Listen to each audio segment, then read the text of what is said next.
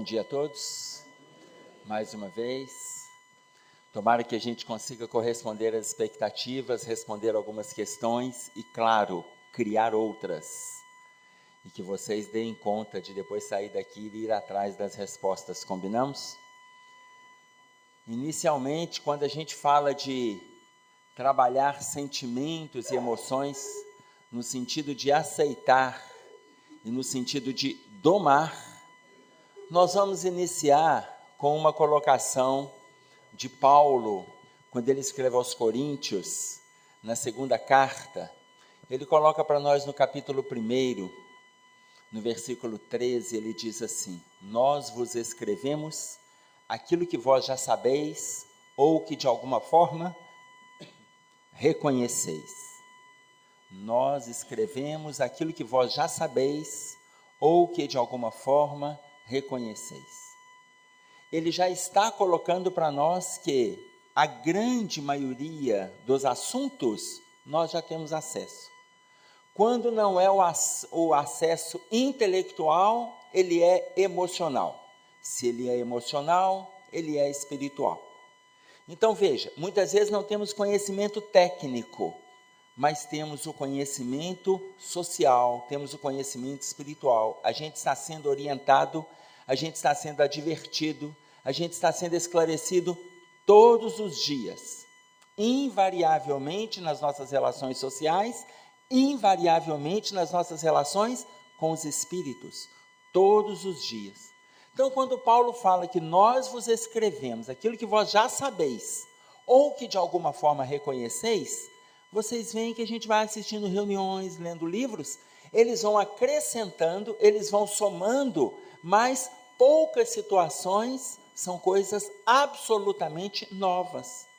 Porque lá no íntimo, a gente pensa assim, mas eu já sabia disso, só que eu não fiz.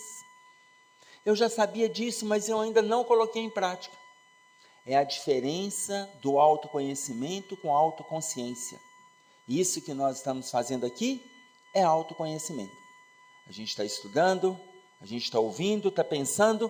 Se nós colocamos em prática, partimos para a autoconsciência. Consciência é diferente do conhecimento. Conhecimento é a estruturação teórica, são as leituras, são os estudos, os diálogos que a gente coloca nas nossas relações. Consciência é a prática de tudo que a gente conhece. Enquanto a gente conhece e não pratica, temos conhecimento. Quando a gente conhece e pratica, temos consciência. Então, para eu dar conta dos sentimentos e domar as emoções, eu tenho que praticar o que eu já conheço. E essa é uma das nossas dificuldades. Então, como lidar com as emoções? Vamos pegar duas emoções que estão hoje muito comuns nas nossas relações. Primeiro, a ira. As pessoas hoje estão ficando com raiva por pequenas coisas. As pessoas se irritam. Qualquer coisinha as pessoas se irritam. Só que elas vão transferindo essa irritabilidade para as suas relações, para as relações sociais, familiares. Qualquer coisinha se irrita. Se irrita no trânsito, se irrita na sala de aula, se irrita em casa, qualquer coisinha. Eu dei aula anos, hoje eu estou fora de sala de aula, e graças a Deus eu saí da sala de aula sem matar nenhum aluno. Eu dirijo há mais de 30 anos, até hoje eu não atirei em nenhum outro motorista. Isso não é relevante? Porque as pessoas estão se irritando, estão andando armadas. Quando não estão armadas com armas, estão armadas na língua, estão armadas no coração. Quando eu falo até hoje, ainda não matei, não necessariamente o tirar a vida. Quantas vezes a gente mata sonhos, mata perspectivas, mata ideais dos alunos, dos familiares, dos filhos? Quantas vezes a gente mata? Você está no trânsito, você mata a alegria do outro, a perspectiva do outro, quando você sai rasgando agressivamente para atender a sua ira. E muitas vezes você vai irando as outras pessoas também. Quantas vezes nós fazemos isso? Aí Paulo, escrevendo aos Efésios, ele coloca assim: irai-vos, pois. Então você pode ficar irritado. E aí, quando a gente tiver essa colocação de Paulo, é bacana. Então a gente pode? Pode. Paulo fala isso para os Efésios. Está no capítulo 4 aos Efésios, no versículo 26. Irai-vos, pois. Pode ficar irado, mas não permita que o sol se ponha sobre a vossa ira. Ou seja, ficou irado de manhã, não vira o dia com aquela ira, não. Não vai dormir e o dia seguinte, daí 2 dias, 3 dias, porque no segundo dia, no terceiro, você já não refaz, você vai deixando. Quando você vai deixando 2, 3, 4 dias, daí uma semana, aquilo ali começa a transformar em ressentimento. Daí é 1 mês, 2, 6 meses, vira mágoa. E aquilo ali fica alicerçado no seu estado íntimo. Começou com uma pequena ira, que você não sentou para conversar com a pessoa. Então, é importante que a gente lide com esta emoção. A ira está presente nas nossas relações. Está presente. Mas não permita que o sol se ponha sobre a vossa ira. Olha a colocação de Paulo. Resolva isso antes do anoitecer e comece um novo dia. Porque se você não resolver, você vai criando problemas lá na frente, daí a 5 anos, 8, 10, essas pequenas situações de acúmulo, lá na frente vão se somatizar e começam os problemas físicos. Como coloca Joana de Ângeles no livro Vida, Desafios e Soluções, e vão aparecendo as doenças. E ela chama a doença de acidente de percurso. Quando a doença chega, é para te colocar na cama, é para te paralisar, é para você parar e pensar nas posturas que estão caminhando aí dentro. Ela chama de acidente de percurso. É momento da gente refletir, por isso que a gente adoeceu. Ah, mas é por isso que eu torci o braço, é por isso que eu quebrei o pé, é por isso que eu estou gripado, é por isso que... É por isso. Acidente de percurso. Reavalia as suas posições. Muitas vezes são acúmulos de emoções que a gente vai construindo e não resolve no dia a dia. Como a gente não resolve, aí aparece problemas de pele, úlceras estomacais, problemas duodenais, azia, situações gastrointestinais, para você reavaliar posições, aprender a lidar com as emoções. Eu estou citando o exemplo de uma das mais comuns. Irai-vos, mas não permita que o sol se ponha sobre a vossa ira.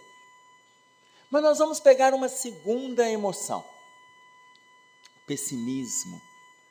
Parece que hoje reina o pessimismo neste país. E você vê que dentro das relações, vocês já notaram o pessimista? Ele sempre tem razão. Já notaram? O pessimista acerta em quase tudo. O pessimista chega para você e fala assim, não vai dar certo. E aí você fica com aquela convicção do pessimista. E aí na hora que não dá certo, aí você fala assim, mas fulano tem uma boca. Porque a gente acha que é a boca do outro. Não tem nada a ver com a boca do outro. Nós tivemos greve de caminhoneiro, justa. Não vou discutir a profundidade do movimento. Absolutamente justa. Mas aí vem o pessimista, também não adianta nada, vai subir tudo, você vai ver. Aí vem o pessimista, isso aí não vai resolver, porque nós atendemos inúmeras vezes o pessimismo.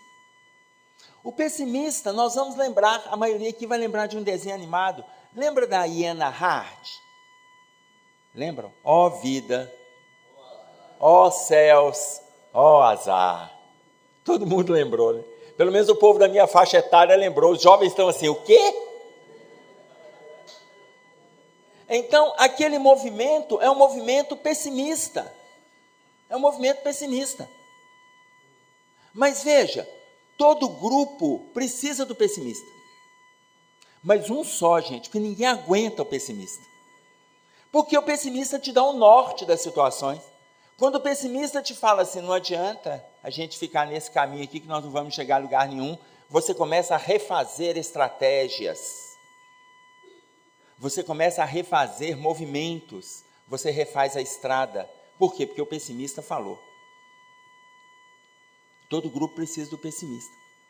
Mas nós somos otimistas, mas em sentido geral.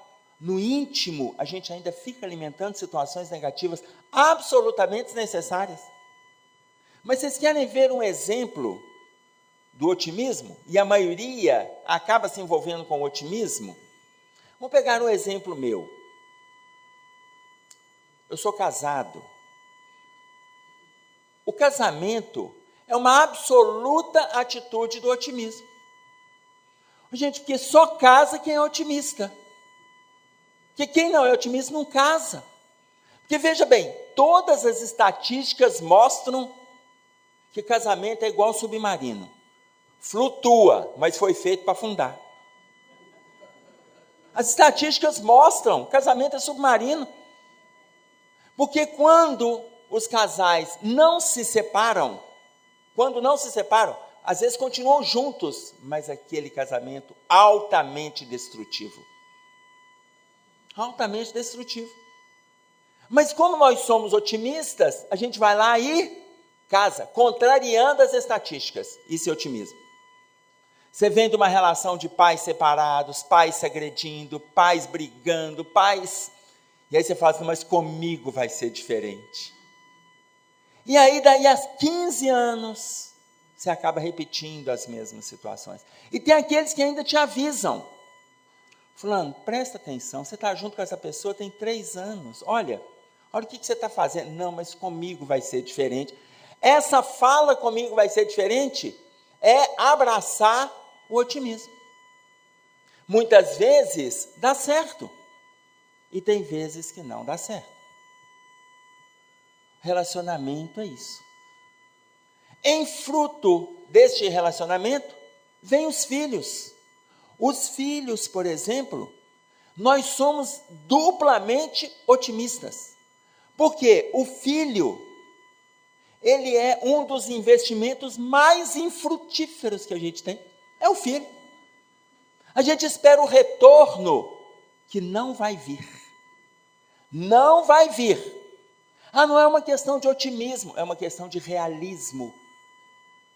Por que realismo? Porque a gente prepara o filho para ele nos atender lá na frente, que é um erro nosso, e muitas vezes a gente não o prepara para se atender.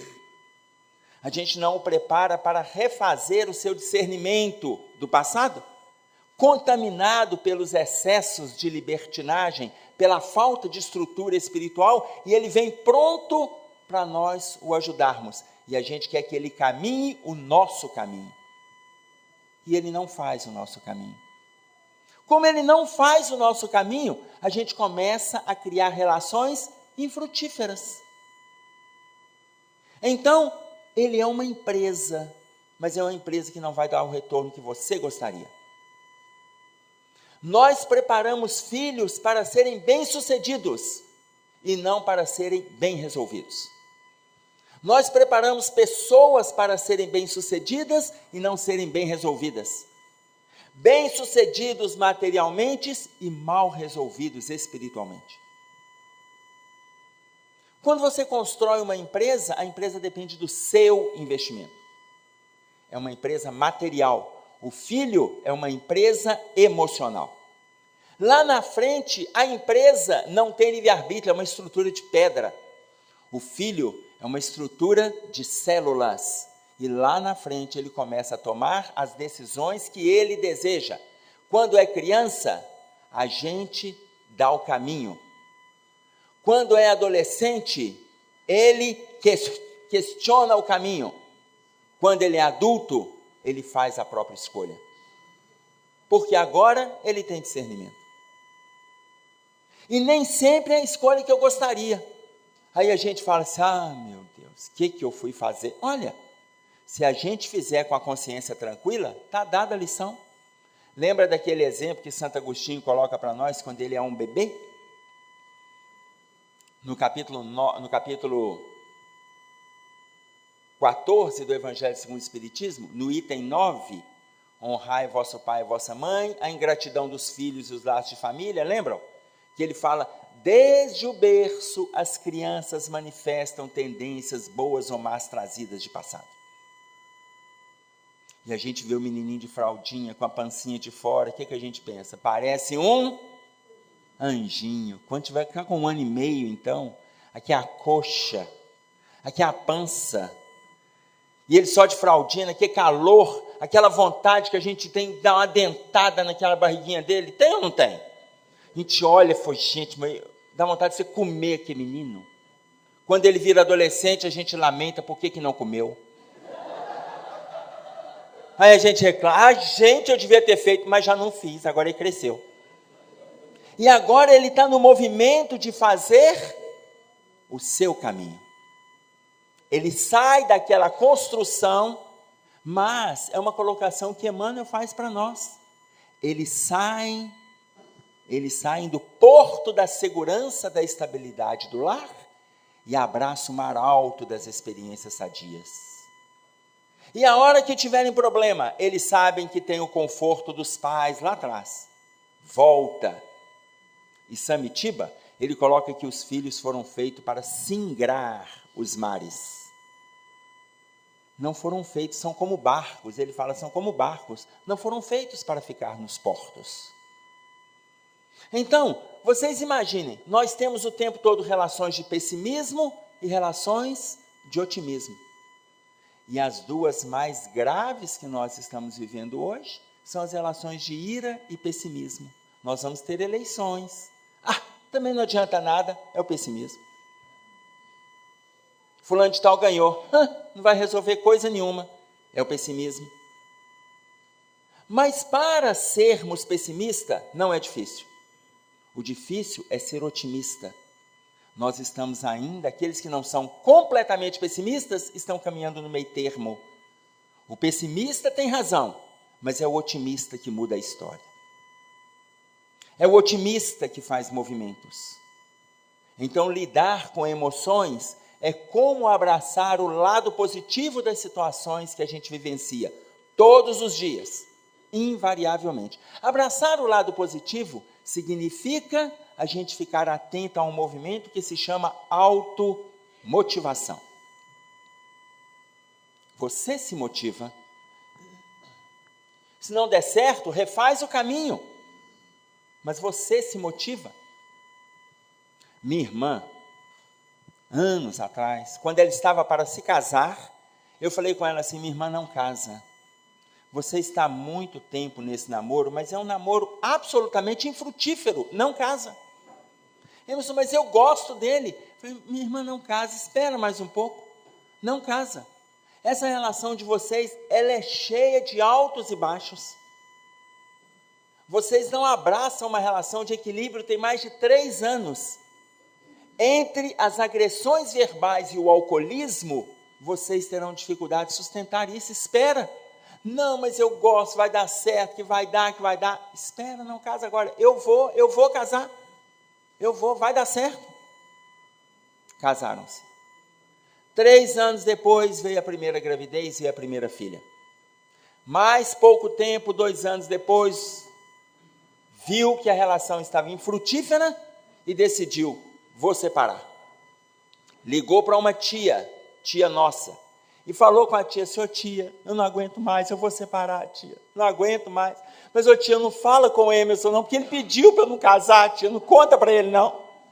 Minha tia desligou o telefone e falou assim, não, filha, não vou falar não, pode ficar tranquila. Desligou o telefone e me ligou. Emerson, oi, tia, sabe quem está separando? Não, tia, quem? Sua irmã. É mesmo, tia? Ô, Emerson, pelo amor de Deus, não fala com ela não, porque ela pediu para eu não te contar. Não, tia, de jeito nenhum, pode ficar tranquila. Desliguei o telefone e liguei para ela. Minha irmã,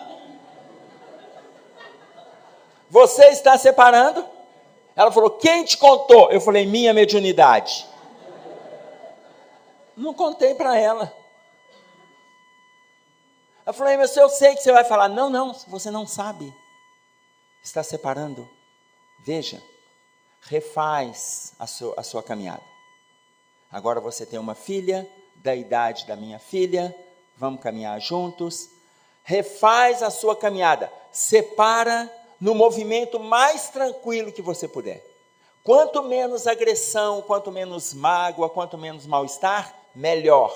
Não deu certo, é assim mesmo, refaz. Refaz. E aí ela separou, refez, já está em outra relação, já tem quase 20 anos, absolutamente estável. Quando abraçamos o pessimismo, a gente fica naquelas situações infrutíferas e não conseguimos abraçar o novo. Isso não é um estímulo à separação. Senão vocês vão achar assim, bem conheço, falou que é para eu separar de você, e ainda trouxe o marido e a esposa aqui. Não estou falando nada disso. Mesmo porque tem alguns que pregam na doutrina espírita, que a doutrina ensina que não é para separar. A doutrina espírita não fala isso não, gente.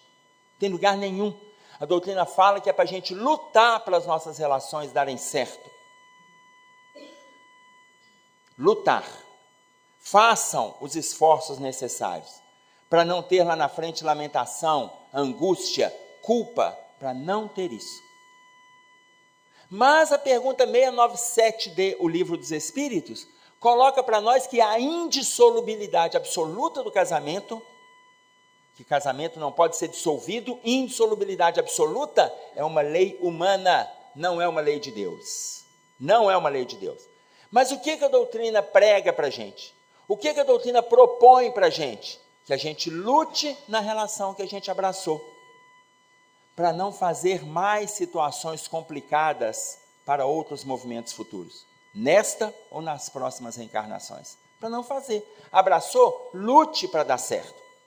Quando você tiver absoluta segurança de que não deu, você tentou de tudo, aí refaça a sua estrada. Isso está na doutrina.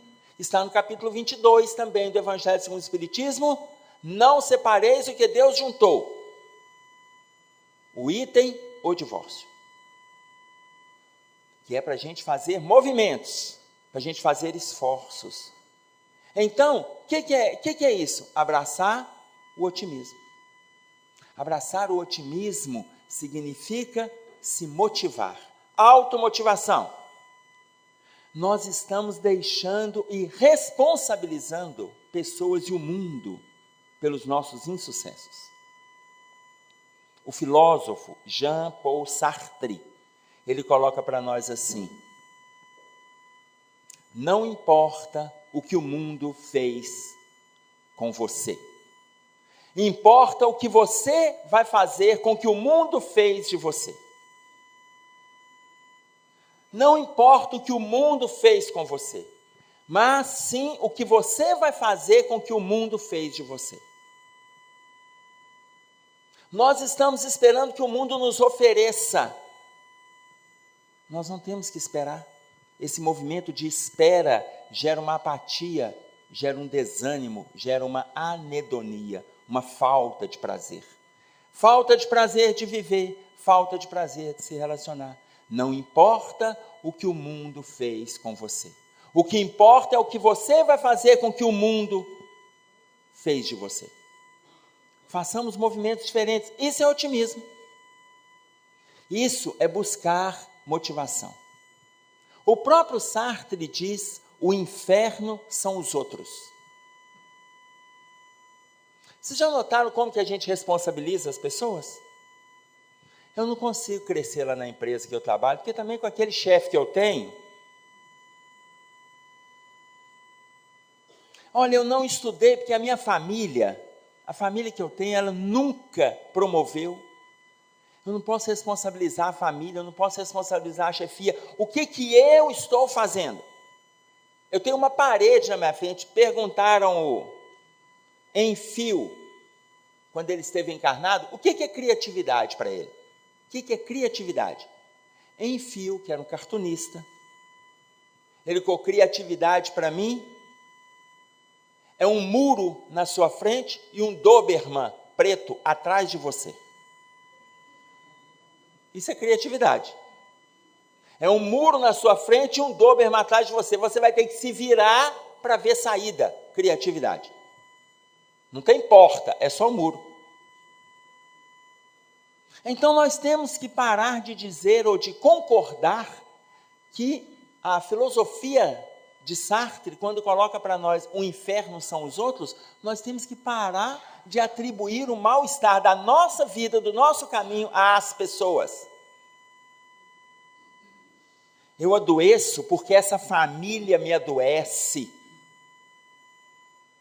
Eu fico irritado porque também com a relação que eu tenho dentro de casa, eu estou sempre atribuindo a alguém a responsabilidade dos meus insucessos. Aí o irmão José, no livro de Ânimo Firme, ele deixa isso muito claro. Não é o outro que te irrita, não é o outro que te adoece, é você que se permite adoecer ou se irritar por não concordar com a postura do outro. Gente, respeito ao livre-arbítrio. Essa concessão da divindade é para todos. Nós podemos apresentar para o outro o caminho, mas não podemos exigir que ele caminhe no caminho que nós apresentamos. Não podemos. Porque senão nós vamos criando relações doentes. Mas criando relações saudáveis, vem Jesus colocando para nós no capítulo 5 de Mateus, no versículo 13, vós sois o sal da terra. A gente tem algo para temperar. Temperar. Tem gente que gosta tanto dessa passagem que vai salgando a vida dos outros. É só temperar, gente. Mas tem gente que adora salgar. Você vai levando as ideias negativas, vai levando o mal-estar, vai levando o pessimismo, tem sempre um exemplo pessimista. Não consegue fazer movimentos de motivação, não escuta o outro. A dificuldade que hoje nós estamos tendo com as relações, com o diálogo. A pessoa vai conversar, você vai conversar com alguém, você fala com a pessoa assim, nossa, eu estou olhando se eu vou viajar nas férias. Ah, porque eu já programei a minha. Que a minha, ele não te escutou. Não, eu estou tendo um problema lá na empresa. Ih, meu filho, ó, isso aí eu já passei por tudo. Deixa eu te contar o que aconteceu comigo. Ele não te ouviu.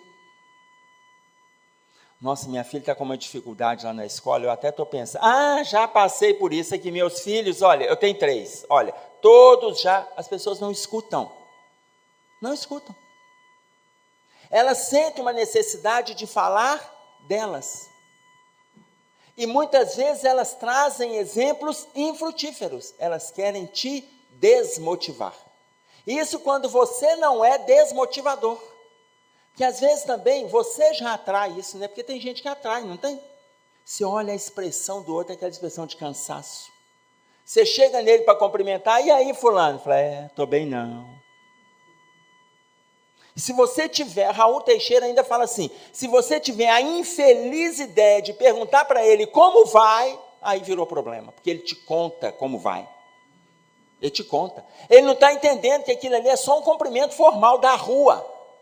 E aí fulano, como vai? Dá um abraço, pronto, acabou. Não, ele entende que você tem que fazer, que você tem que ouvi-lo naquela hora. Você perguntou como vai. Aí o Raul coloca assim, chega uma hora que você vê a pessoa do outro lado da rua, está vindo lá, você atravessa, na hora que ela vier do lado de cá, você grita do lado de lá, aí a pessoa, e passou, você não pôde perguntar, que está longe. Porque tem pessoas que a própria expressão já é desanimadora. Muitos de nós carregamos essa expressão. Emerson, mas pode ser um perfil emocional doentio? Pode. Pode ser um problema que ela está vivendo naquele momento? Pode. E isso a gente vai se posicionar para ajudar. Mas para isso também tem momentos. Tem momentos. A pessoa parou, veio para... Fulano, eu te ligo. Deixa eu te falar, eu estou sentindo que você está com uma angústia. Vem cá, vamos conversar. Me dá seu número. Deixa eu te ligar, eu te ligo hoje. Tal hora, pode ser? E a gente conversa. Ai, que bom, foi bom te ver hoje. Então, a pessoa entendeu que vai ter alguém para escutá-lo. Nós precisamos de construir em cima dessas relações. Mas muitas vezes, nós não construímos. Em vez de criarmos relações de empatia, criamos relações de antipatia. E nesse movimento de criar relações antipáticas, nós vamos afastando as criaturas e vamos abraçando apenas a virtualidade. Relacionamentos virtuais, celular, computador, e vamos adoecendo o mundo. As nossas relações estão ficando doentes. Só para vocês terem uma ideia, o CID, o livro do CID, Código Internacional de Doenças,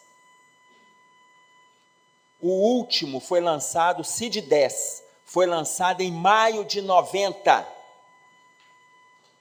Agora, em maio de 2019, quase 30 anos depois, precisamente 29 anos depois, será lançado o CID-11. O CID-10 tem 14.400 doenças catalogadas.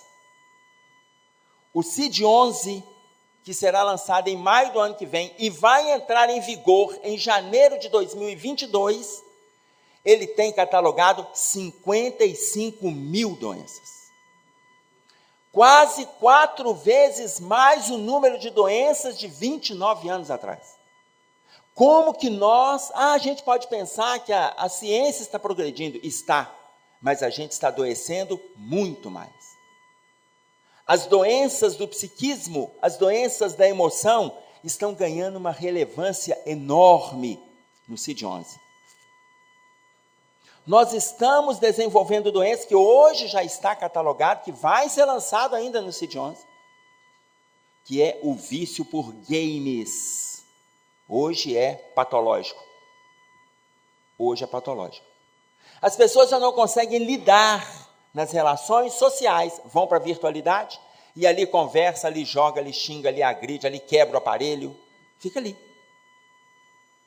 Está sendo lançado agora como um quadro patológico. Estão desenvolvendo a nomofobia, medo da ausência do celular e do computador, porque para eles a relação social só acontece em cima da parafernália virtual. Então estão desenvolvendo a nomofobia, não ficam sem o aparelho, adoecem. Dificuldade de lidar com as relações. Nós temos em Belo Horizonte restaurantes diferentes, aonde lá está escrito, um deles tem uma placa assim, na hora que você vai entrar com o namorado, o marido, a esposa, você vai entrar, tem uma placa assim, não temos Wi-Fi, favor conversar com a companhia que você trouxe. Olha, se você veio para usar o celular, para entrar, olha, aqui não tem, então você vai ter que mudar de restaurante. No outro tem um garçom na porta, ele te oferece, o casal que entra, ele oferece uma garrafa de vinho importado para o casal, se o casal der conta de entrar naquele restaurante e ficar acima de 1 hora dentro do restaurante com o celular dele guardado no arquivo na entrada do restaurante. Tem um arquivo com chave. A pessoa coloca o celular, o marido coloca, a esposa coloca, ou os namorados colocam os celulares ali, e tranca e leva a chave e vai para a mesa.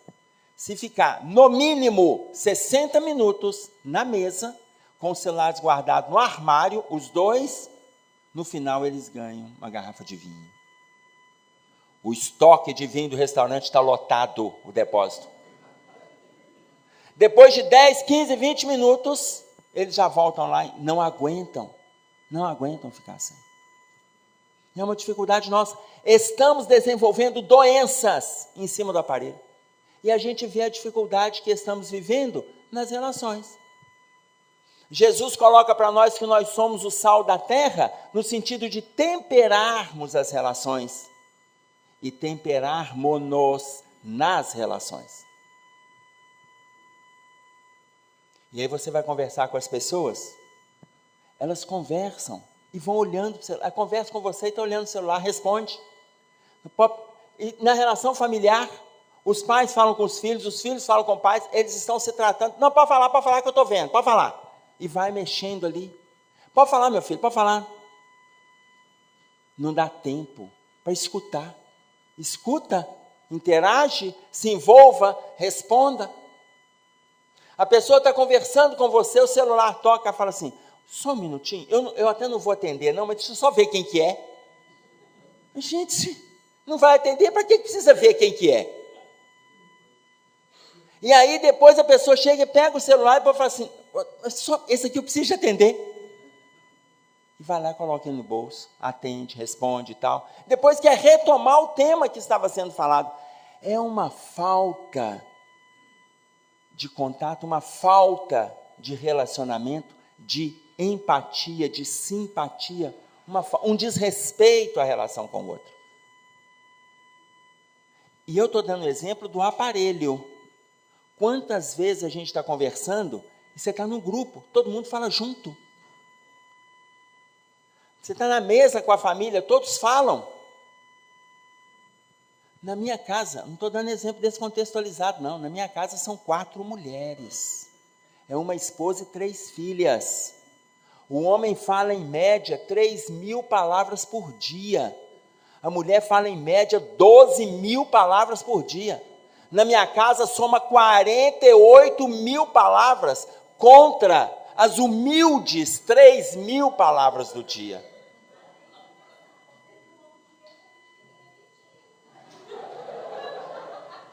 A justificativa feminina é que o homem não escuta.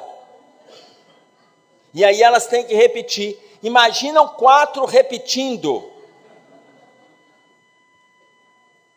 O homem tem uma dificuldade muito grande da escuta. Isso é uma verdade. Principalmente quando é para escutar a mulher. Por quê? Porque a mulher, ela vai rodando. Ela foi ao médico, levou o resultado do exame. O médico chegou e falou assim, não, você está bem, aqui a gente não precisa de mexer não. Aí ela vai contar para o marido, que ela foi ao médico, aí ela conta assim, hoje quando eu saí de casa, você não sabe quem que eu encontrei quando eu estava indo ao médico. Menino, mas lá na casa deles eles estão com tanta dificuldade. Você imagina, olha, a fulana, ela começa a contar a conversa que ela teve no caminho até o médico. Depois começa a contar quem que ela encontrou na sala de espera. Então, se vocês querem saber se o homem está ouvindo, vocês vão perguntar daqui a um tempo, ou vai direto no ponto. A relação é assim, se você pergunta para o marido, meu bem, você está me ouvindo? Ele responde assim, estou, você acabou de falar isso, isso e isso. Ele sempre repete a última frase, vocês já notaram? Por que ele recebe a última? Porque ele sabe que é na última que você vai chegar. Ele vai ouvir na última e deleta o resto, ele escuta a última e deleta o resto, ele escuta...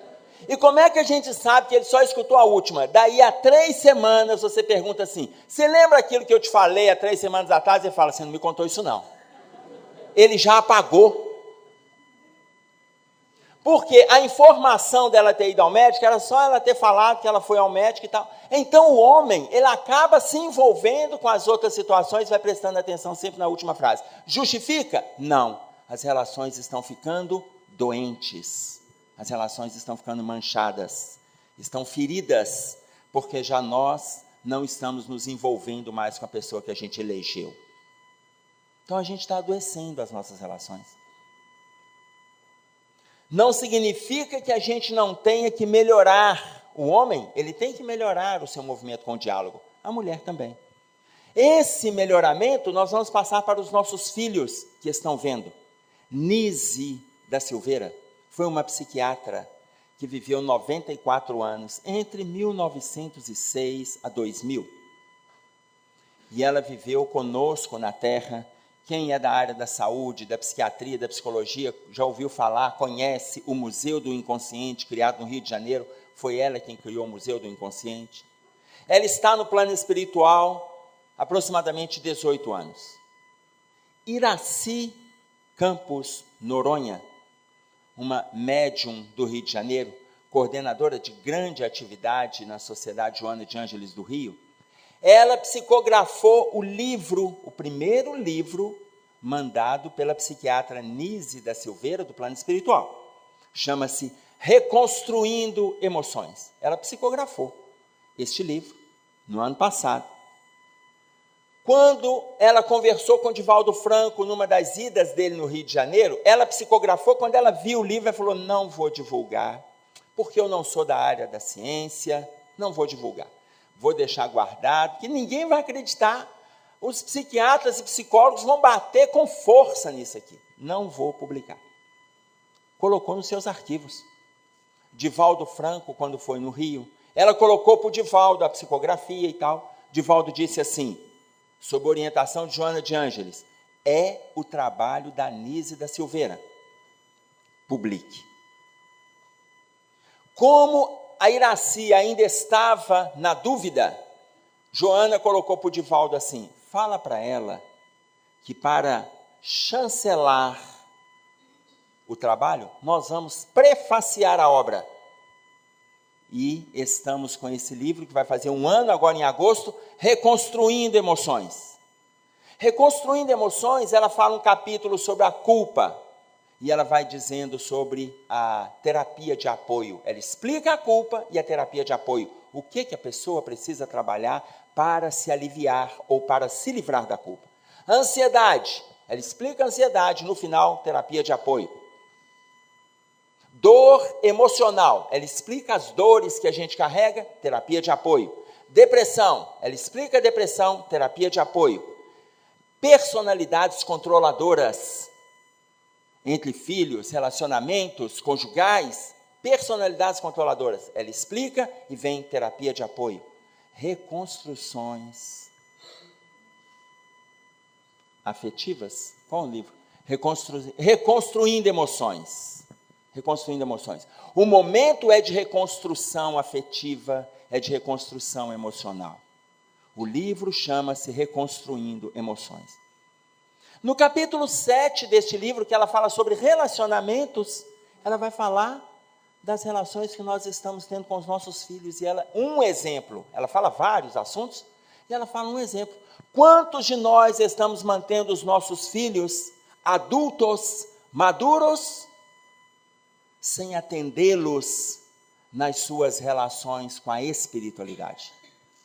A gente mantém a ociosidade, mantém as mordomias, mantém os excessos, mantém a parafernália eletrônica, e aí ela é quem afirma, nós estamos preparando filhos com bem-estar material para serem bem-sucedidos financeiramente, para serem bem-sucedidos socialmente, mas não preparamos para eles serem bem-sucedidos espiritualmente, na sua emocionalidade, no seu caráter, não estamos preparando.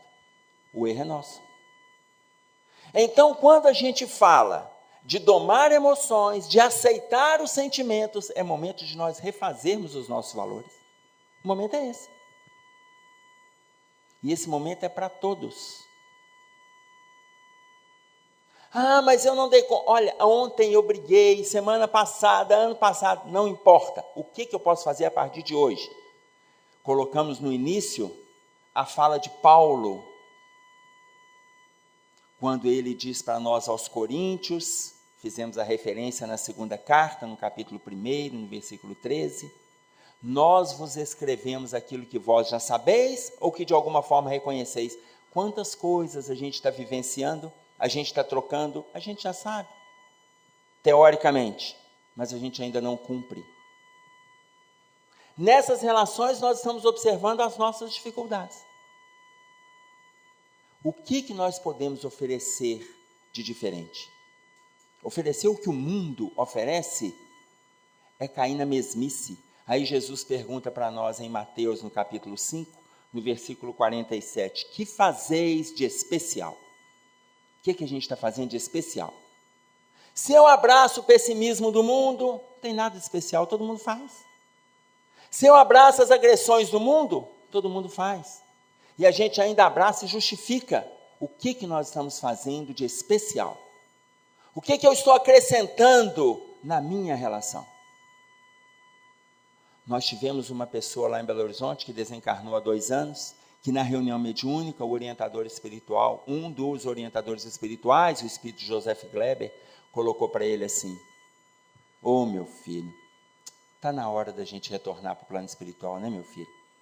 Está na hora. Aí ele falou assim, ô Joseph Gleber, eu não posso ficar mais um pouco? Um senhor de quase 90 anos, Entre a hospitalização e a saída do hospital, ele estava sempre envolvido com o trabalho. Fundou casas espíritas em Belo Horizonte, instituições, creche, colégio. E aí ele falou assim, eu não posso ficar mais um pouco, meu filho, o corpo não aguenta mais. Ele já está pedindo descanso. Mas nem mais um pouco, não, meu filho, vamos preparar para a gente vir? E aí, Joseph Gleber perguntou para ele assim, que dia que você quer vir? Aí ele falou assim, pode ser domingo? Era meio de semana. E aí o espírito Joseph Gleber falou, pode? Então vamos fazer o seguinte, eu vou te buscar em casa. Você vai ficar estável, eu te busco em casa. Imagine se nós estamos na condição do nosso mentor, ou do mentor da casa, chegar para a gente e falar assim, meu filho, está na hora de você vir? Ele te pergunta. E aí você vai falar assim, pode ser em 2038?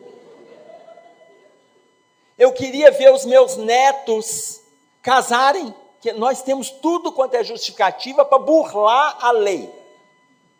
A gente vai jogando para frente, até Deus chegar e falar assim, agora está na hora de vir. Mas Emmanuel coloca para nós assim, quando a providência divina nos convida para o acerto de contas, e nos encontra trabalhando em favor do próximo, manda misericórdia que aquele movimento de retorno seja adiado por tempo indeterminado. Quando a providência divina nos chama para o acerto de contas e nos encontra trabalhando em favor do próximo, manda a misericórdia que aquele movimento de retorno seja adiado por tempo indeterminado. Olha a necessidade de nós fazermos o melhor que a gente pode nas nossas relações. E nós podemos começar hoje, eu não preciso esperar. Eu preciso fazer uma dieta, eu vou fazer hoje, é para mim. Não, mas amanhã, segunda, porque hoje tem um almoço, né, de domingo. Aí você começa segunda, pensa terça, para quarta e deixa para a semana que vem. E assim vai, vira um ano. Eu preciso ler um livro, não, mas eu vou deixar, porque agora eu estou muito apertado, e a gente vai adiando. Eu preciso visitar fulano, e a gente vai adiando. Faz hoje. Programa, coloca em prática, faz hoje. E aí eu volto, como lidar com as relações? No sentimento mais simples das nossas relações. Vocês já repararam que a gente está junto com os outros? Eu vou despedir da pessoa, eu falo assim, fulano, vai com Deus, tá? Um abraço para você, eu estou com a pessoa. Eu falo um abraço para ela. Gente, se eu estou com ela, não preciso falar um abraço, eu tenho que dar um abraço. Eu estou com ela. A gente tem uma mania. Não, aqui um abraço para você. Abraça se eu estiver na internet, abraça se eu estiver no telefone, abraça se eu estiver mandando mensagem, se eu estiver no zap. Um abraço. Eu estou ao lado dela e falo um abraço para você e já faço com a mão como quem diz, não vem não. E quando vai para abraçar, ainda tem os abraços que são doentes. Nós temos abraços doentes. Teve uma pessoa que abraçou o Chico. E apertou tanto o Chico, que tem gente que gosta tanto de você, mas tanto que te aperta, quebrou 2 costelas do Chico. 2 costelas. Imagina o Chico, aquela fragilidade, a pessoa amar o Chico. Se isso for amor, gente, eu prefiro que todo mundo me odeie. Porque não precisa de quebrar a costela. É o Chico que coloca. Nós temos abraços doentes. Mas olha, vou dar um exemplo para vocês. Ô Eduardo, faz favor. Deixa eu abraçar o Eduardo aqui.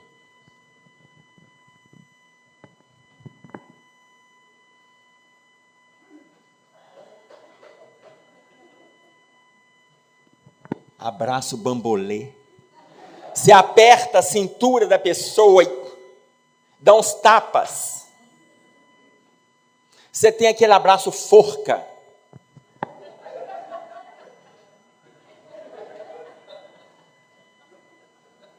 Você aperta o pescoço do sujeito.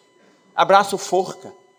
Gente, isso não vai dar certo nunca. É aquela pessoa que vai te cumprimentar a si mesma. Da próxima vez ela não quer o abraço seu. Dê o abraço cruzado.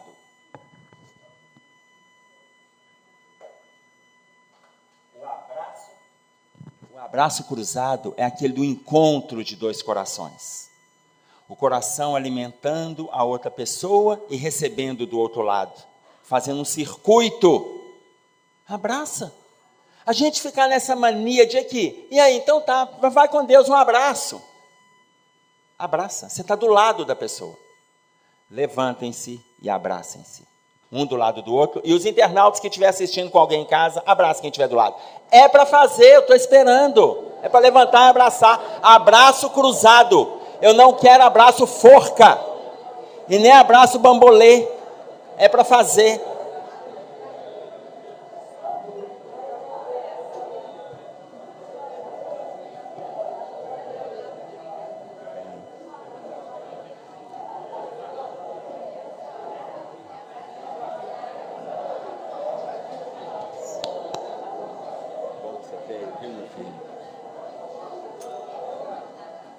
Vem cá, vem cá.